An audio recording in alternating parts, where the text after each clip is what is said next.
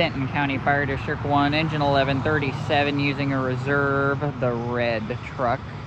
Engine 1133, which is the frontline green truck, and 2 Benton County Sheriff units out.